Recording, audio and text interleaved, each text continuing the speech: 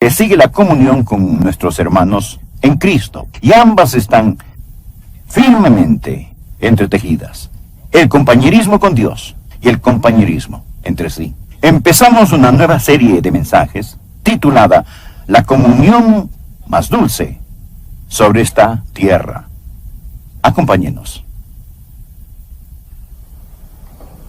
Le invito a buscar la primera epístola de Juan. Está al final de la Biblia, casi llegando al libro de Apocalipsis. Primera de Juan, capítulo 1. Vamos a estudiar este libro. No es un libro muy grande, solo tiene 5 capítulos y vamos a disfrutarlos. El título de nuestro estudio es La comunión más dulce sobre esta tierra, porque el tema de Primera de Juan es la comunión. Juan escribió 5 libros de la Biblia. Él escribió el Evangelio según San Juan, y el propósito de dicho Evangelio es convencer a los pecadores, es decir, traernos a la fe en Cristo. Luego él escribió el libro de Apocalipsis, y el propósito de este es consolar a los santos, para ayudarnos a entender los tiempos en los cuales vivimos, y para darnos esperanza acerca de la segunda venida del Señor Jesús. Pero después él escribió estas epístolas maravillosas, y fueron escritas para confirmar a los santos. Así que le damos gracias a Dios por estas epístolas, que tienen como tema las palabras conocer o saber, y comunión y vida. Por favor, lea conmigo. Voy a leer los primeros 4 versículos. El apóstol Juan dice: lo que era desde el principio, lo que hemos oído y lo que hemos visto con nuestros ojos, lo que hemos contemplado y palparon nuestras manos tocante al verbo de vida. Subraye la frase verbo de vida, porque la vida fue manifestada. Subraye la palabra vida, y la hemos visto y testificamos y os anunciamos la vida eterna, la cual estaba con el Padre y se nos manifestó. Lo que hemos visto y oído, esto os anunciamos, para que también vosotros tengáis comunión con nosotros. Subraye la palabra comunión. Y nuestra comunión verdaderamente es con el Padre y con su Hijo Jesucristo. Estas cosas os escribimos para que vuestro gozo sea cumplido. Subraye la palabra gozo. ¿Qué es esta comunión?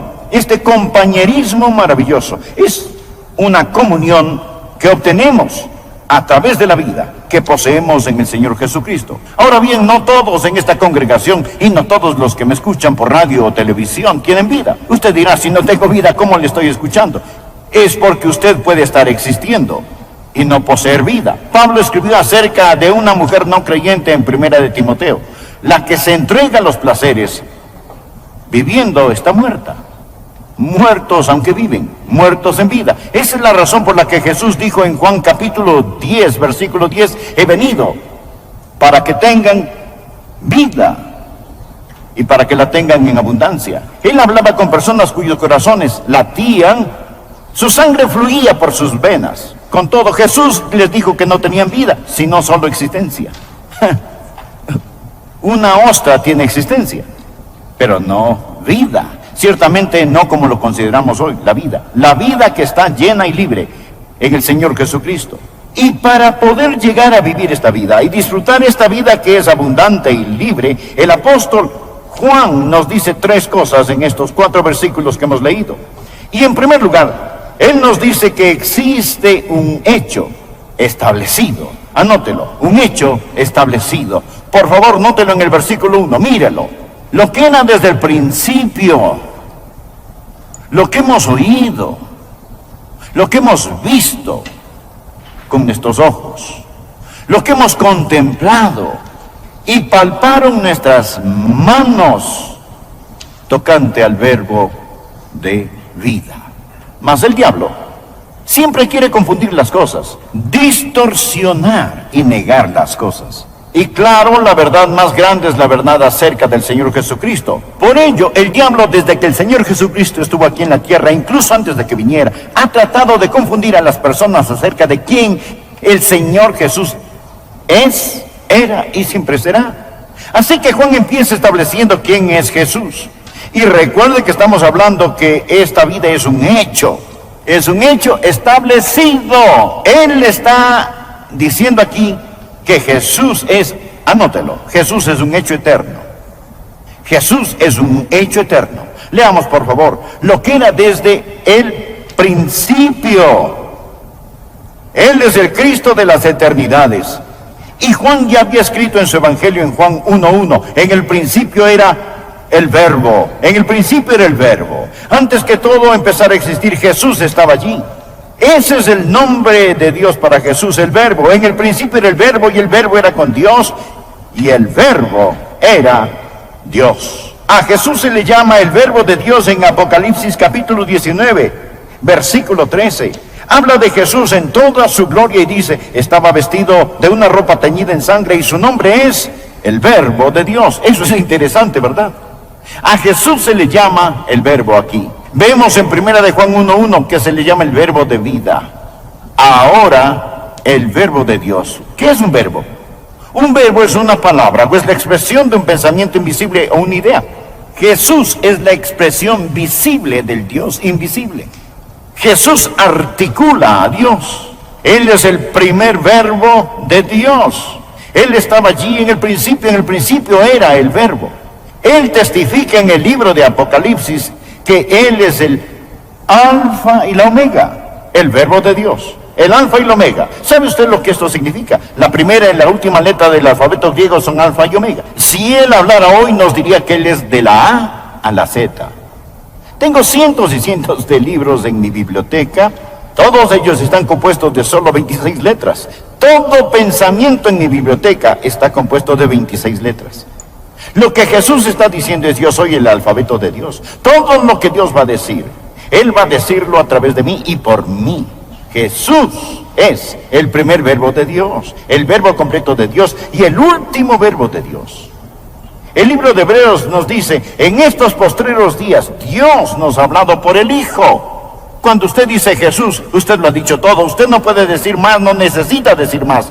Toda la revelación de Dios se encuentra en el Señor Jesucristo y Él es un hecho. Él es un hecho eterno. Amigo, Él es el verbo que existió antes que todo fuese creado. Él es la expresión visible, física del Dios espiritual e invisible.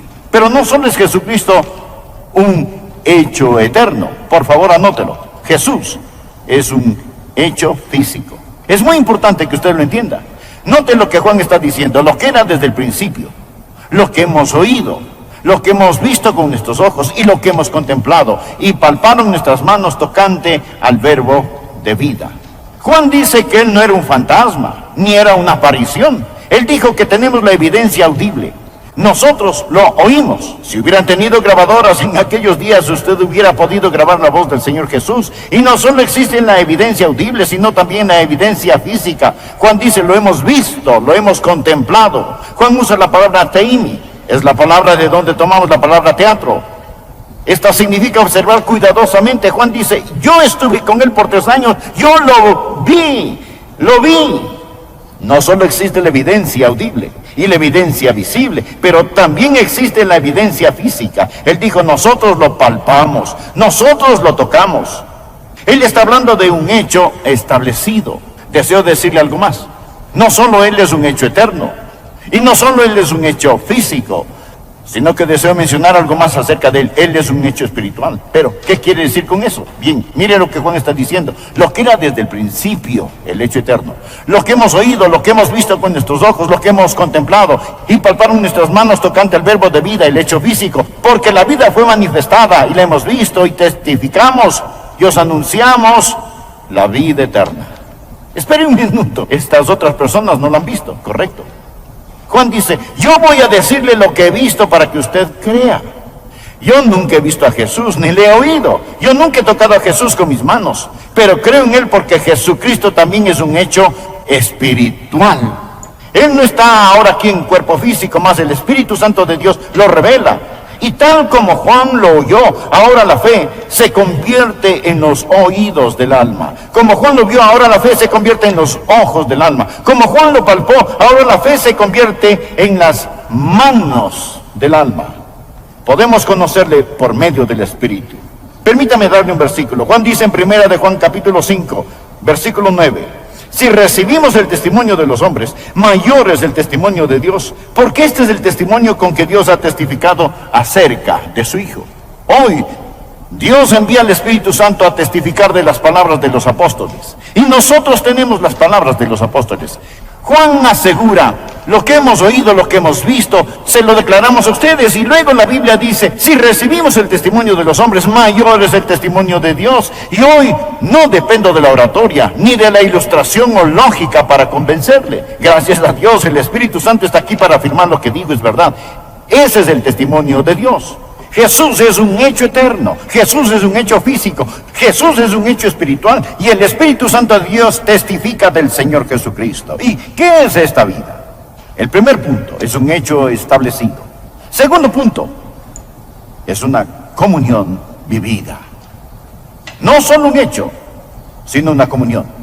Por favor, note los versículos 2 y 3, porque la vida fue manifestada y la hemos visto y testificamos y os anunciamos la vida eterna, la cual estaba con el Padre y se nos manifestó.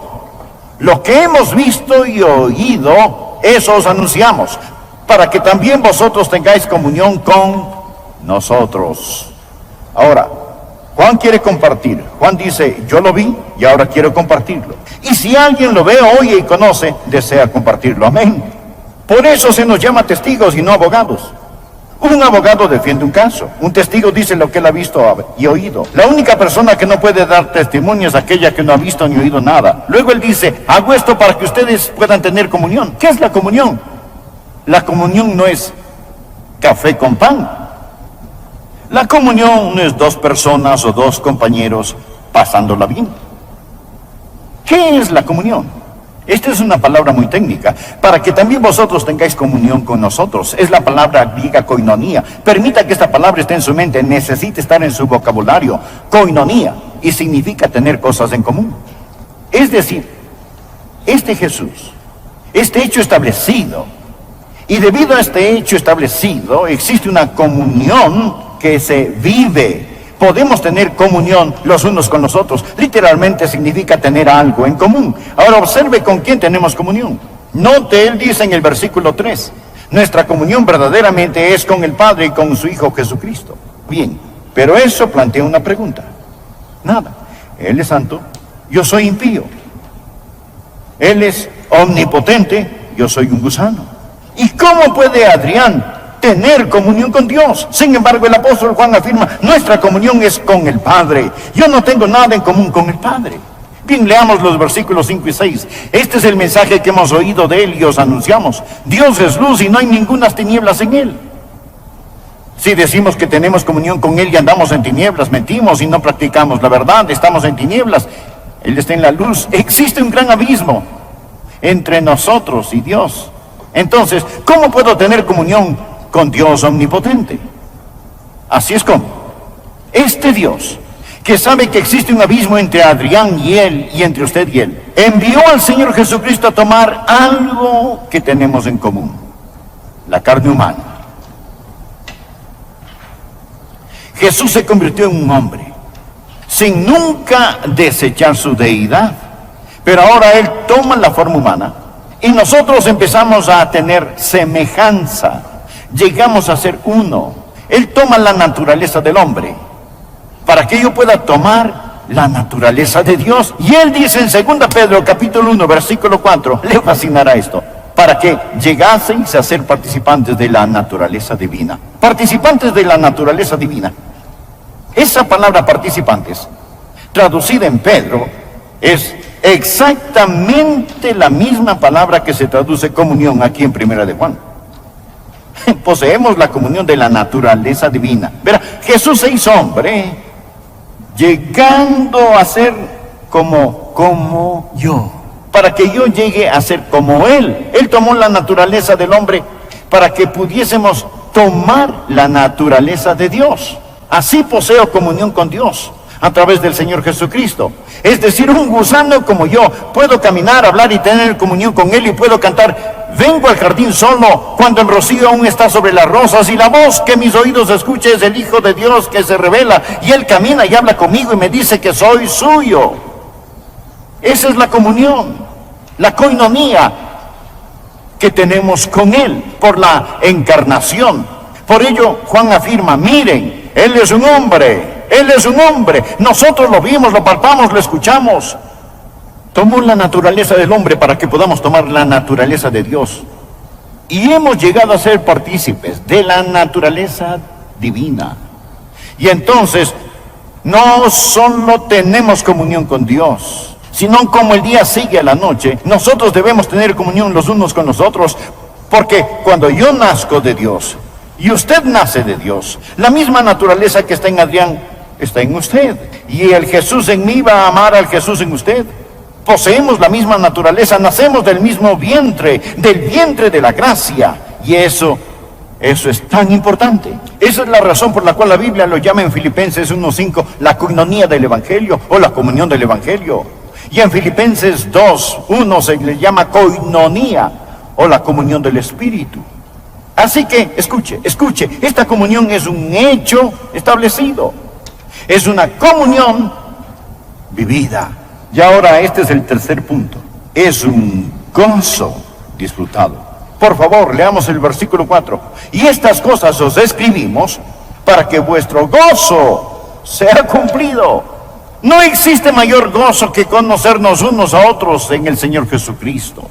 Por ello, titulamos esta serie La comunión más dulce sobre esta tierra. Ahora bien, no sé todo acerca de usted ni de las personas que me escuchan, pero diré esto: padres y madres desean gozo. Usted anhela gozo. Aquí es donde se encuentra el gozo. Juan testifica, por eso escribí este libro, para que usted pueda tener gozo. Una mujer perdió las llaves de su casa, no podía encontrarlas. Ella buscó por toda la casa y no las encontró. Luego miró en su bolso y allí estaban. ¿Sabe por qué ella no las encontró antes de mirar en su bolso? Estaba buscando en los lugares equivocados, porque las llaves estaban en su bolso.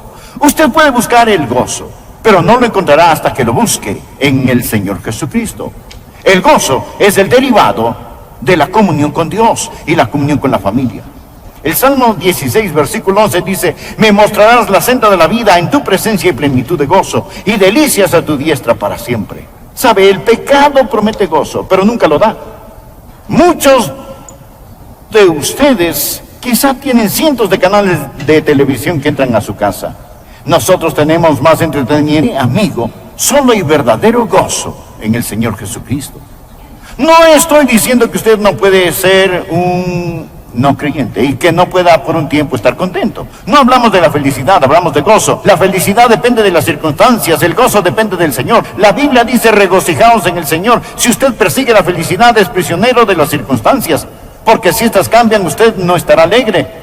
Pero Jesús nunca cambia. La felicidad es cosmética, es externa. El gozo es carácter, es interno. La felicidad solo suple sus necesidades superficiales, pero el gozo las más profundas. Por ello, la felicidad es como un termómetro, registra las condiciones. El gozo es el termostato que controla las condiciones. La felicidad se evapora en una crisis. El gozo muchas veces se intensifica en una crisis. La felicidad es maravillosa, Mas, permítame decirle algo, amigo. La felicidad llega a su plenitud cuando se mezcla con el gozo, cuando usted conoce el gozo del Señor. Y lo que Juan está diciendo es: permítame hablarle acerca de esta vida. Esta vida viene de Dios, es real, es un hecho establecido y resulta en una comunión vivida. Hay una coinonía, tenemos la comunión con Dios y la comunión los unos con los otros, y también existe una plenitud de gozo. Poseemos gozo inefable y glorioso. Permítame decirle esto: Jesús, amigo, es el verbo de Dios. Él es el verbo de Dios y Él está hablándole, Él está comunicándose. Él es el verbo de Dios. Digamos que Él está transmitiendo hoy en la estación BERBO, verbo. Él está transmitiendo. Y Él está transmitiendo porque Él le ama. Dirá usted, o diría usted, que en el reino físico No existe la música en el aire solo porque su radio está apagada. Verá, simplemente porque usted ha apagado la radio, ¿no sería usted un necio si negara que hay música? ¿Diría usted que no existe solo porque la radio no está encendida? No. Permítame preguntarle. ¿Tiene su radio encendida? ¿Está su antena bien ubicada? Jesús está aquí. Él está aquí. No diga que no lo está. Él está aquí. Y tiene mucha gente sintonizada a la emisora Verbo. Él es el verbo de la vida. Es la vida que usted necesita. Y Juan dijo, estas cosas os escribimos para que vuestro gozo sea cumplido. Le diré algo más. Yo creía en lo que creo cuando empecé a predicarlo, pero ahora lo creo mucho más. Me salvé cuando era un adolescente y Él me ha guardado todos estos años. Mas puedo honestamente afirmar esto.